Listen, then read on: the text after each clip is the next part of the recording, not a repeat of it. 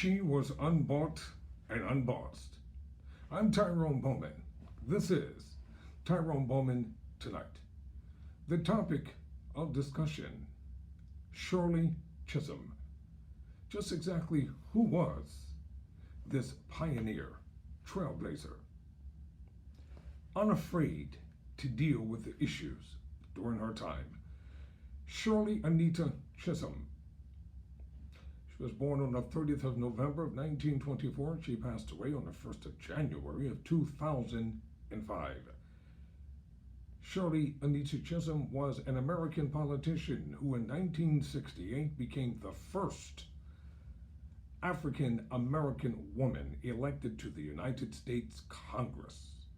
Chisholm represented New York's 12th Congressional District, a district centered on Bedford-Stuyvesant, for 7 terms from 1969 to 1993. In 1992, she became the first black candidate for a major party nomination for President of the United States, and the first woman to run for the Democratic Party nomination. So exactly who was Shirley Chisholm?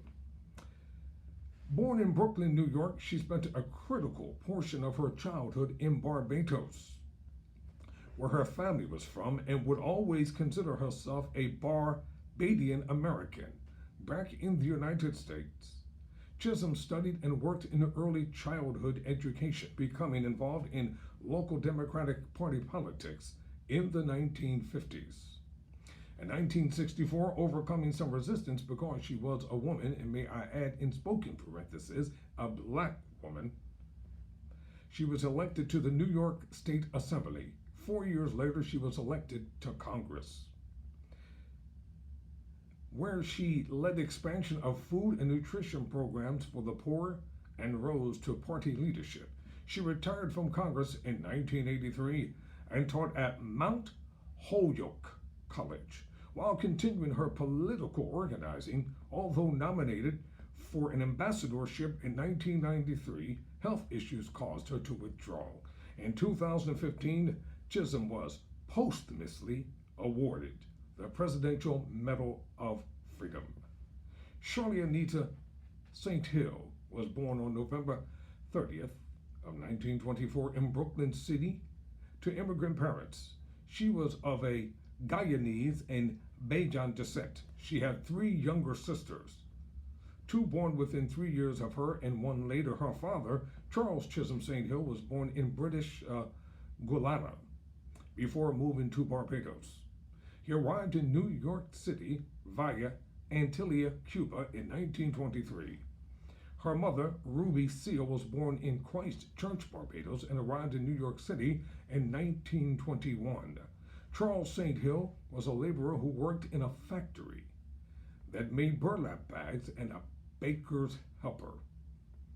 Ruby St. Hill was a skilled seamstress and domestic worker who experienced the difficulty of balancing work with raising children at the same time.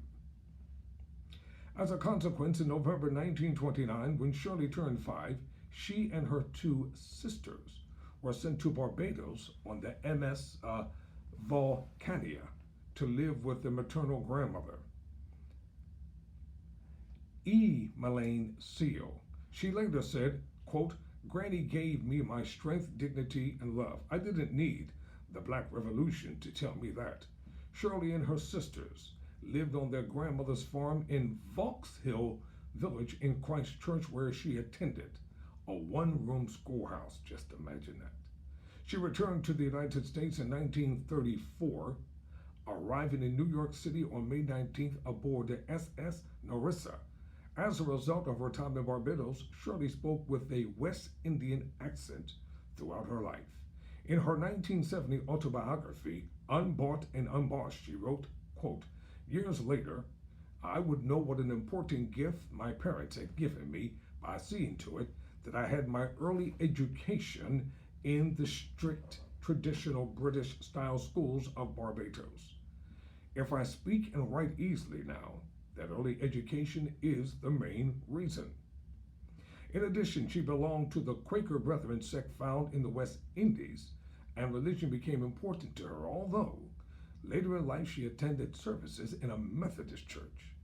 As a result of her time on the island, and despite her U.S.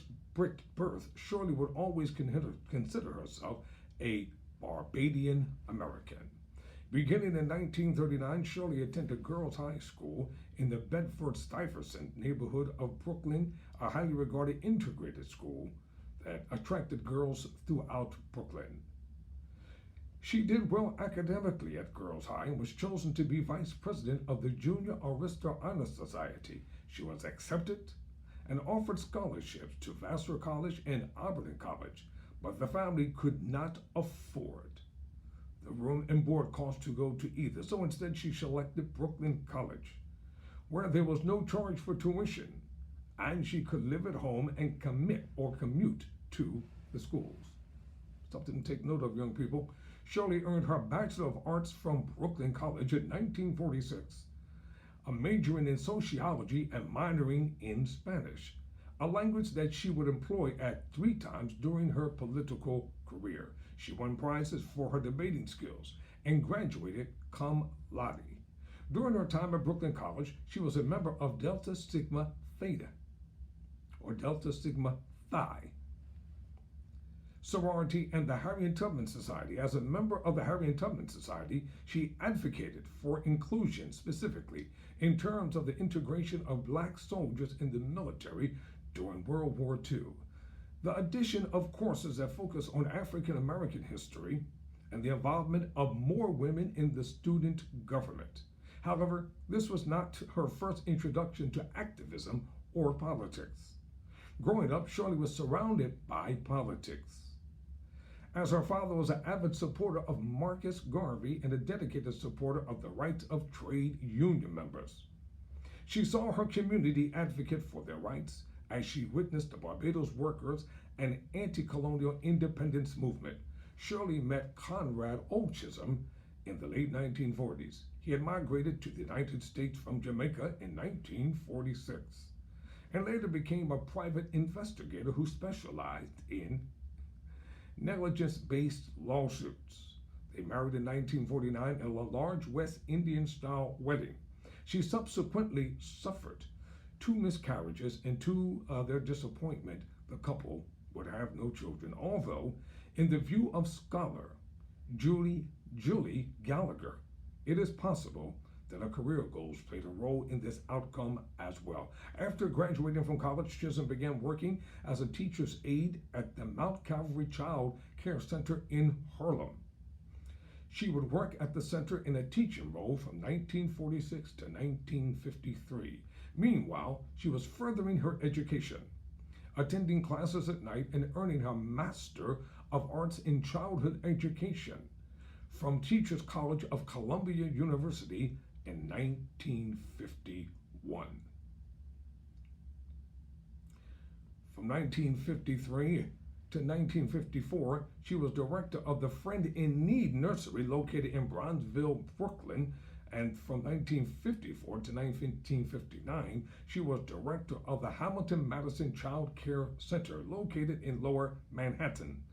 At the latter, there were 130 children ages 3 to 7 and 24 employees reporting to her. From 1959 to 1964, she was an educational consultant for the Division of Daycare in New York City's Bureau of Child Welfare.